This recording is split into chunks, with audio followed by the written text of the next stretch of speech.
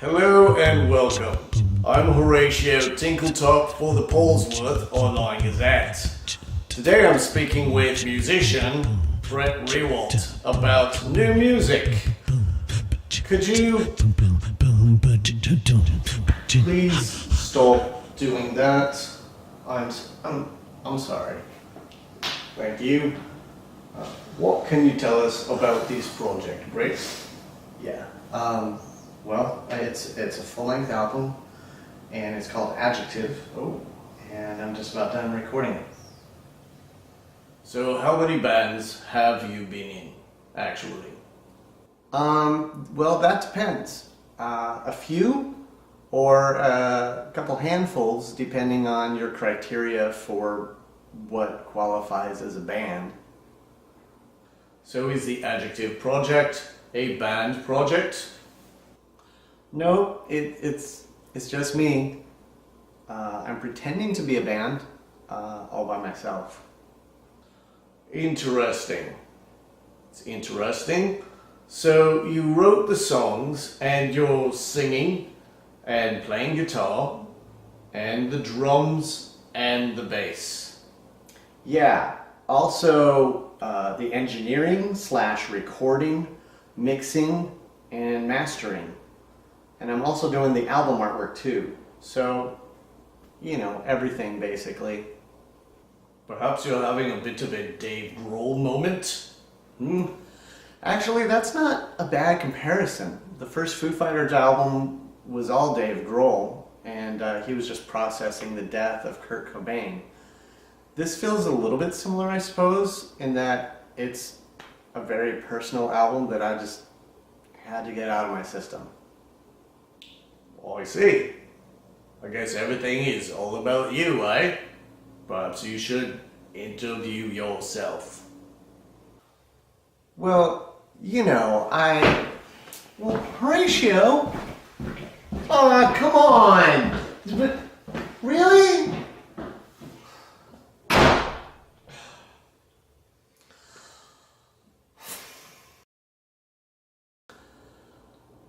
Well, didn't get very far with that. Horatio has locked himself in the bathroom.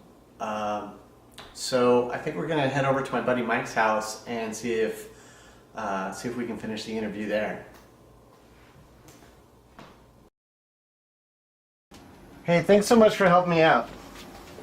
No problem. Well, I mean, it's perfect that you would be involved because this whole thing wouldn't have even happened without that song I wrote for you. Oh, you mean Taco Bell? Yeah, that was the catalyst for this entire album. So I wrote that song like 4 years ago. I really wanted to create like a grand finale song with a big epic guitar solo intro, right? Even though I normally totally avoid guitar solos.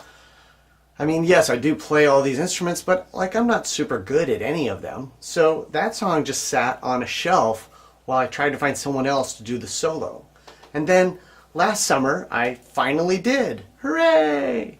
Only to accidentally discover that my haphazard noodles from 3 years before actually sounded pretty cool when they were layered on top of each other. So I had to text my friend and say, sorry, I think I need to keep this.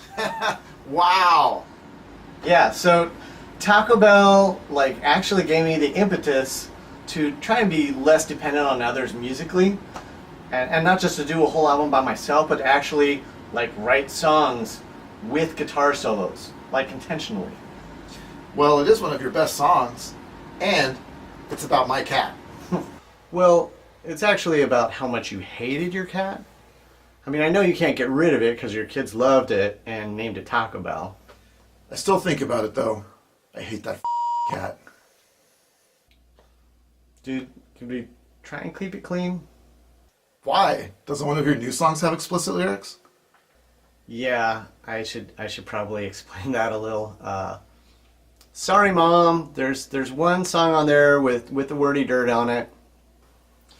I guess you've never done that before, huh?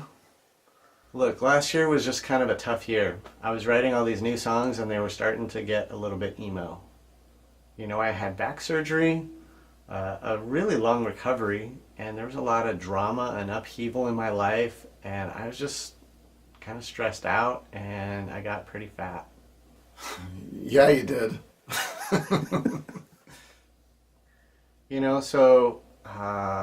I wasn't in the cheeriest mood, and songwriting was my outlet. Right. Writing some rainy day rock music. Anyway, my coworker noticed that I was a bit down and gave me a post-it note that ended up turning into the chorus of this song. She was just utilizing profanity to emphasize the importance of cheering up. Oh, so you were quoting your coworker. Exactly. You weren't swearing.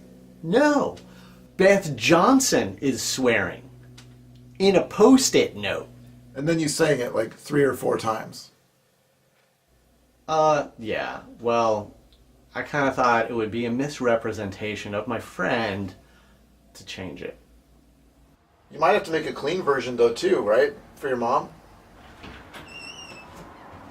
Hey Pavel, I'm just doing this interview thing here. It's just going to be a few more minutes. It's no problem. After we go Taco King? Definitely. Hey, this is Brett. He's making a 13-song album all by himself. With just 2 microphones. Wait, you're just using 2 microphones? Well, that's what I have. Is more difficult with 2? Definitely. Well, especially the drums. You record in studio? No, 100% myself. Either in my living room or in the shower. I recorded the drums at my parents' house. Geez, Pavel, why don't you just do the interview for me? Well, actually, Mike, that might not be the worst idea in the world. What? Well, I mean, think about it. Like, we were in 2 bands together. Like, you know me way too well. What about journalistic integrity? Like, maybe we need someone with a little bit more objectivity. Like Pavel? Well, maybe. If you like, is no problem. Oh, alright.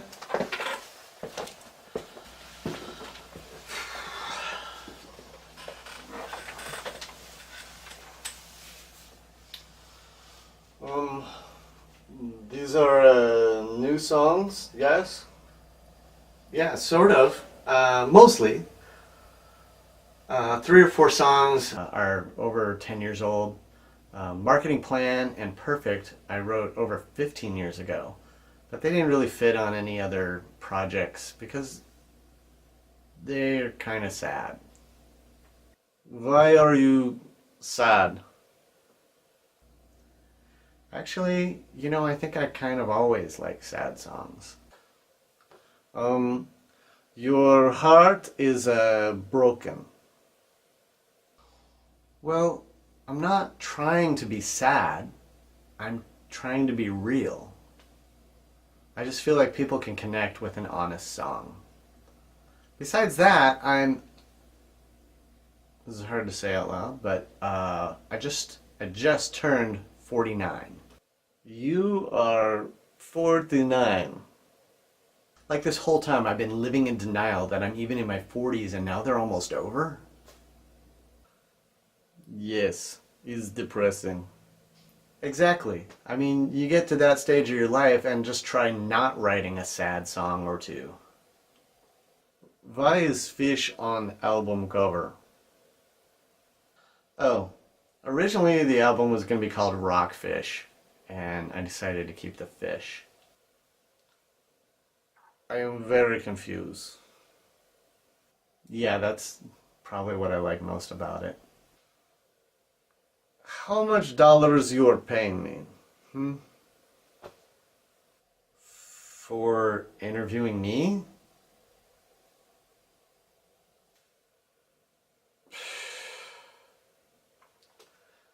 I go tacos now.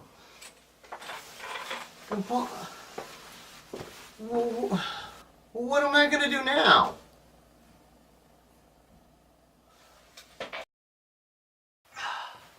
Well, I really thought that was gonna be a lot easier. I should have just, done it all myself. Well, you did the whole album by yourself. Kind of appropriate. That would be super egocentric, though. I mean, who would even watch that? You're probably right. Hey, what if we got somebody famous to interview you? Do you know anybody famous? Actually, my sister's a tour guide. Guess who's in town on vacation right now? I don't know. Who? Billy Corgan. What? From the Smashing Pumpkins? Yeah, let me text her. Oh my god, that'd be awesome! Wow, this is amazing.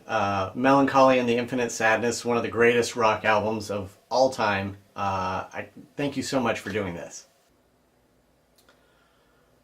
Well, of course, interviews are just part of the business. This is my first one. It's actually been a little bit weird. It's pretty easy. You just ask me questions about music and stuff. Oh, actually, we were wondering if you could interview me. You want me to interview you? Yeah, I'm about to release a new album. You know, that would be actually a refreshing change of pace. I've always wondered what it would be like to be the one who asks the questions. Cool. Fire away. Actually, if I'm going to be the interviewer, shouldn't we switch places? Well, yeah, okay, sure.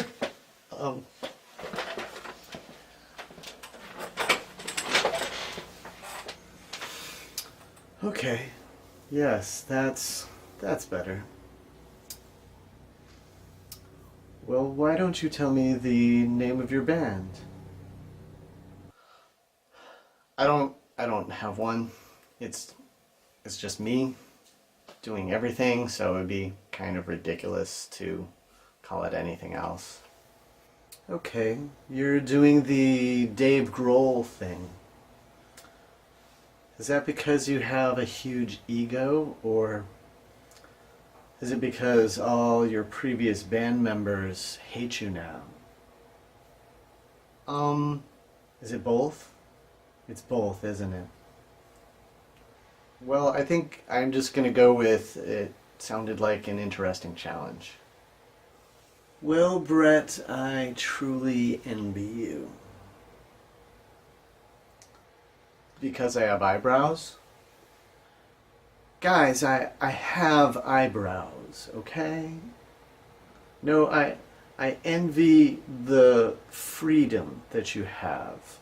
You are completely independent. You are not bound by the machine. That's true. I probably couldn't get into the machine if I really wanted to. Well, I don't disagree. Because what does the music industry really look for? Step 1, be attractive. So, no. Or step 2, be very amazingly talented. Are you? Not really. Well, they prefer both. And then step 3, you have to really promote yourself all the time. Oh, and I hate that. I don't want to be that guy that's always begging people to come check out his band. But you do tour extensively, yes? No, I don't tour at all. I don't have a band. And I live in Alaska, so before I even start, I'm guaranteed that this is never ever going to go anywhere. Yes, I do believe you are machine-proof. But even the bands who check all those boxes, they're not making money. They're not selling music because nobody buys music anymore. There's so much music available and you can stream it all for free. Exactly. I mean, more people are going to watch this video that we put together in a day than the music I spent over a year making. That's probably true, because I'm in the interview. Yeah. Making music is a lot of work. Why do you do it when there's no money in it? Well, you're right about that. I spent like $1,000 doing one of my first CDs that I never made back. So for the rest of my musical career, I'm guaranteed to never ever break even. Your motives can't be financial or to get famous. Well, what about the chicks? No, I've had zero romantic success through being a musician. That portrait seems to be a myth. Seriously? You don't even get groupies? I thought all musicians got groupies. No, I do this because I love to make music. That's it. It's super fun and it's my favorite thing to do. What are you hoping for?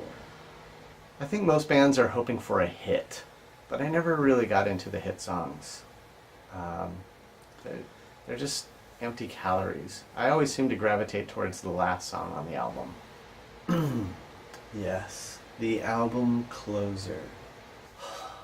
You know, whatever it is that makes a song perfect for the end of an album, like it's moody and I don't know. It just has an elusive quality that is just as hard to create as it is to describe. But that's the kind of songs I want to make. So is this a whole album of last songs? I mean, sort of. I mean, I started with the Taco Bell song, which was like the perfect last song, and I just tried to continue in that direction, and it just kind of turned into a really complete album. I guess my hope is that people would actually listen to it the way I used to listen to albums. You know, not just a song or two, but like the whole thing, multiple times. Like really give it a chance and see which songs grow on you. Well, that's probably unrealistic because the entire music industry is following a completely different model. Sure. But maybe someone will see this interview and be inspired, decide to ignore their own doubts and pursue music for themselves, not for acclaim or riches, or to sway people to their way of thinking.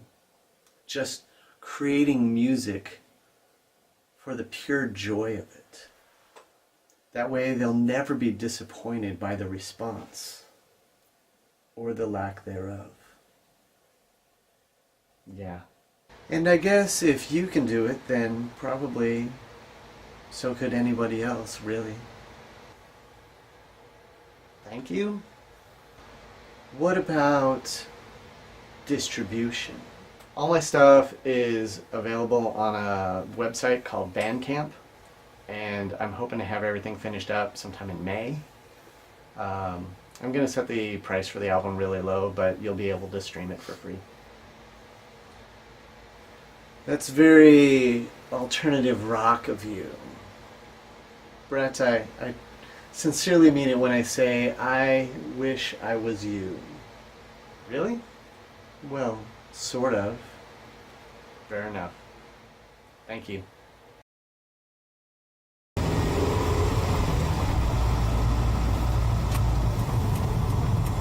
can't believe that actually happened. Like, that was so cool. I just feel bad for Horatio. Like, he really wanted to do the whole music journalism thing, right?